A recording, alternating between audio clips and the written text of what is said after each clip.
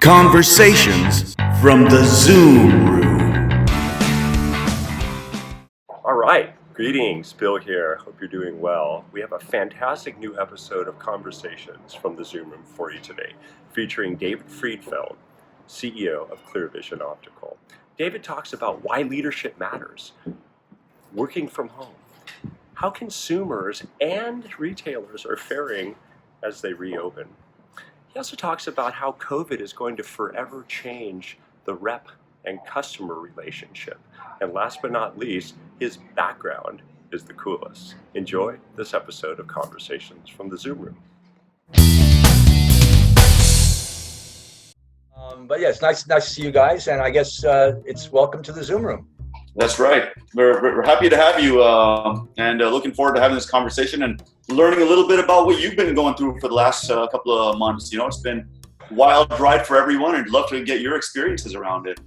Yeah, It has been a wild ride, and to be honest, it's something that I would say most CEOs have not been prepared for, most companies not prepared for, most employees not prepared for. So when I say most, I mean overwhelmingly most.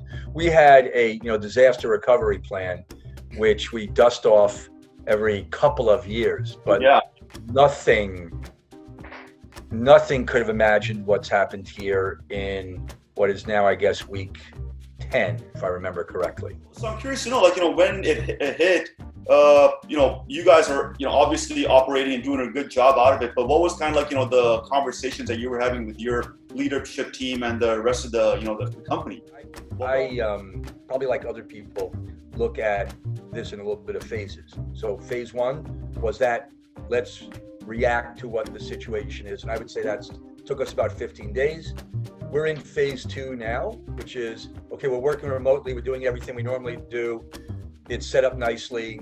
And then what we'll call phase three for me is June, July, August, when eyewear retailers and the medical side of eye care opens up. Mm-hmm. And now we see, here's what it's going to look like. Yeah.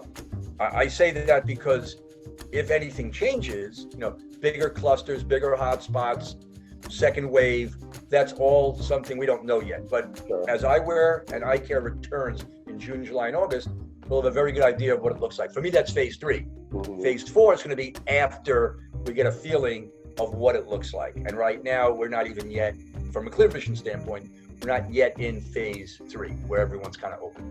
You're laying out the phases like Fauci. You're a total expert on that. When your company is learning how to be remote, literally, if you're driving equipment from place to place to place, if you're trying to figure out, can your staff work when they're watching their children? Do they have internet powerful enough to do their business? Those are all the things you're solving in that first 15 days. Once that's solved, once everyone has a chair that works for them, or a part of the house that works for them, then you move on to the next part. And it was very interesting for us, to learn how to do product development without product in your hand, to learn how productivity works. When do you take your breaks? How do you call people? What time do you start? Now that you're not commuting, what does that look like? How do you keep yourself physically active? How do you keep yourself emotionally and socially connected? That was all happening in that second phase. I would tell you now that, but for a few little items, the fact that everyone is remote at Clearvision, in fact, I would tell you I prefer it, but because it makes me better. I don't know that everyone else prefers it, but I do find it a very interesting experience. Really, I do. So I'm curious, what do you say about your productivity levels overall across the company? Are you able to maintain? Does it decrease or is it increase with remote working? I think for most people, I actually spoke to 3 people this morning before the call, and I asked them that very question. Do you feel you're more productive now compared to previously? Mm-hmm. To a person, they said at least as productive or more productive. So the next question is, well, gee, how is it that you're more productive? Almost everybody said, I'm not getting interrupted as much. Yep. I'm not getting someone stopping by my desk as much, at all. I'm not, people are willing to figure out things more. And I'm also curious to know about, since you're on Long Island, right? You're in the hot spot. I mean, your office is miles from some of the biggest hotspots in the country. I mean, that's a whole different dynamic. So how did that fact affect the psyches of the Well, individuals? It's interesting because when I was on the Power Hour earlier in the month of March, I think it was, early on, Gary had the Power Hour, or maybe the first week of April. That was There's good. no question that because I was on Long Island and in New York, I could see that things were different from other places. However, it becomes more impactful when you can look at numbers. So I speak to Dr. Steve Cox in Uvalde, Texas, which is 90 miles from San Antonio, and he's near the border there in near Mexico, the town of 40,000, and he tells me there's only 6 people that he's aware of, that have been reported that have had the COVID-19, and he hasn't heard much in the last couple of weeks since everyone is, shelter in place. I speak to one of the assistant deans at the law school I went to down in Virginia, and she says the same thing. In the small town, there's maybe 13 people. And I told both of them, I have more than 6, more than 13 in my own company that have reported positive. Wow. So you can talk about, and that's the truth. And we've attended funerals of people in the neighborhood.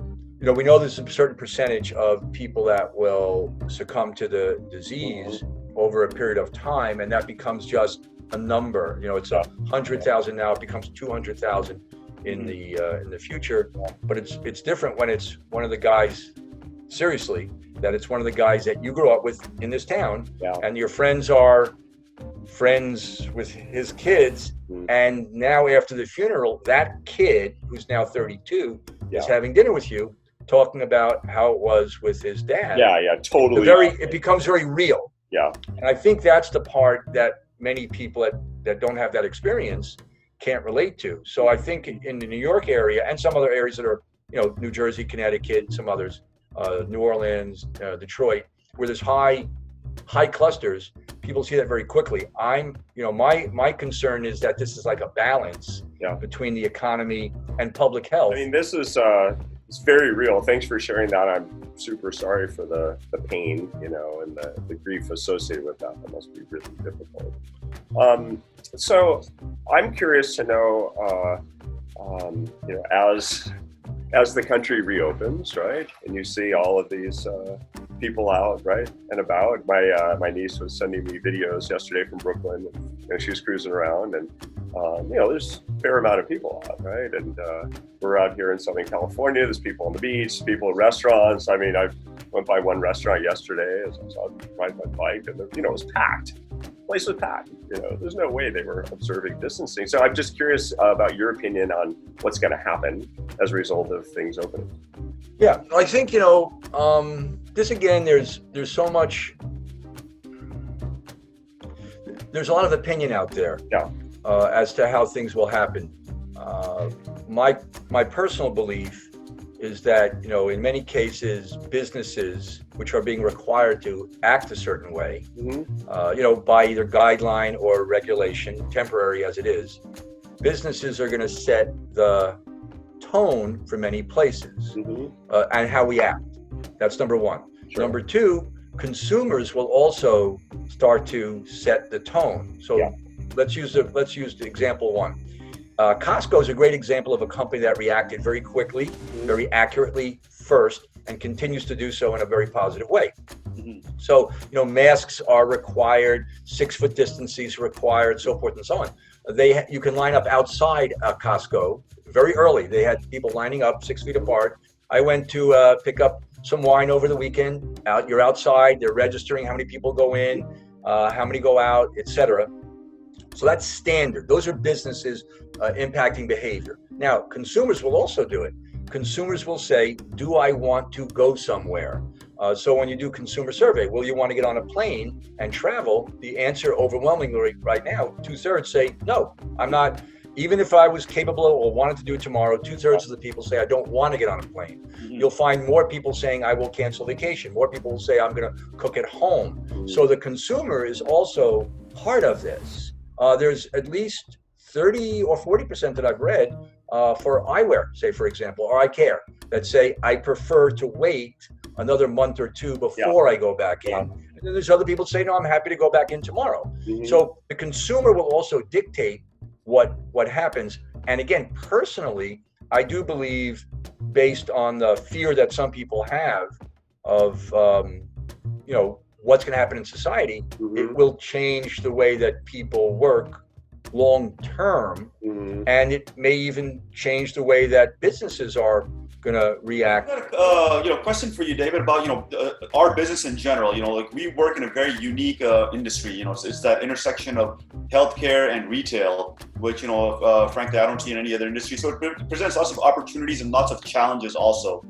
And I know Clearvision has always been a very innovative company. From your 3D printing and some of the digital tools you guys are doing.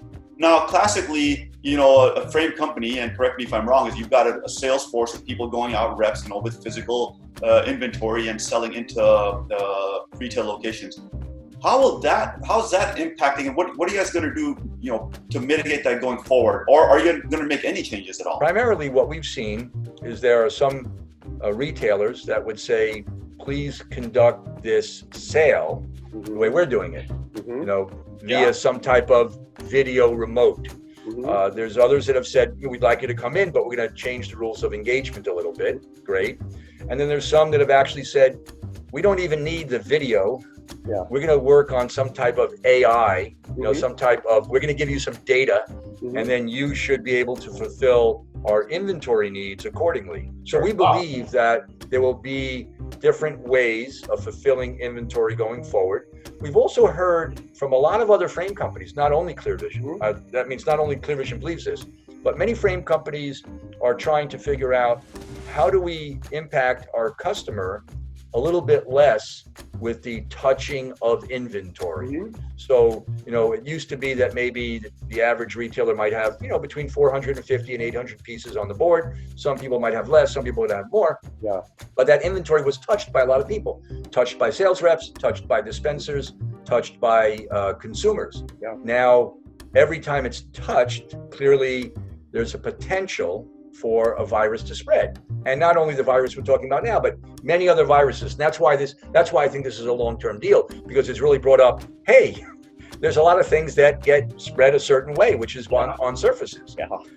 Now, if that's the case, maybe the concept of reordering products when you need them, or drop shipping them to a lab, or like the Luxottica STARS program, or the Frame Dream program, or whatever other programs come up with different frame companies, they're going to be more utilized by the retailer, and that will change the way the dispensary acts.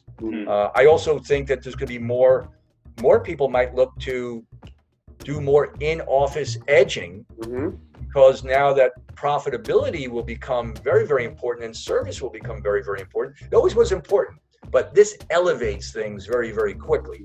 And so people might say, I want to have more control over the time, and I want to have more control over the quality, and I want to have more control over the price. So that can bring a lot more in-office edging into companies. And of course, there'll be some people that decide the opposite is better for them. They want to have less activity in the office, so they want to go to a lab now, where they maybe were doing that kind of in-office edging before. I think the dispensary side, the lab side will change a lot, and I believe most frame companies will end up on the same side. That means when I speak to other presidents of frame companies, there's no question we're all we're coming to the same position that the other guy's talking about. We're all talking about, how do we create safety? How do we create less interaction with the product? How do we show it differently? And that would even go into, educational videos, trade shows. Everything will change because of the way the product has to be touched. My head of talent and I were talking this morning, and she used a quote, which I think is really appropriate for this discussion. She said, a lot of people want to spring back, right? They want to go back to what we just left. Sure. She said the advice that she's hearing is to spring forward. And forward is, it's a very interesting metaphor. No, don't spring back, spring forward. But it also means that you're not, in many cases, you don't know where you're going.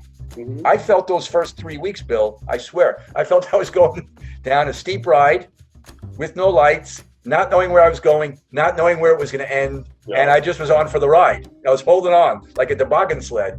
And ultimately, when you got to the bottom and you understood you didn't crash, it was still dark, Yeah. but you were safe. Now we're on the other side of it. So I think it's very exciting. I tend to have a Jekyll and Hyde view of things, meaning two views. I'm optimistic for our industry. I'm optimistic for technology. I'm optimistic for the consumer. I believe the innovation is going to be crazy good in 2 years, not 10 years. You know, it's going to shrink quickly. Yeah, no But I'm also fairly certain that the healthcare initiatives or the public health will be also very painful until people figure out what they're willing to give up and sacrifice. Because, you know, as much as, you know, California or New York or Utah or Texas or Georgia or Arkansas are all arguing a little bit about what should be done, the truth of the matter is, as I said before, it'll be business that decides and the consumer. Because if a consumer doesn't want to come into your restaurant, they're not going to come in until you figure it out. And if you don't treat your employees right in a restaurant, your employees won't come back to work. Yeah. So it's it's almost like we don't have a lot of control right now. The market is very much more in control than the consumer, let's say, and or the business leaders.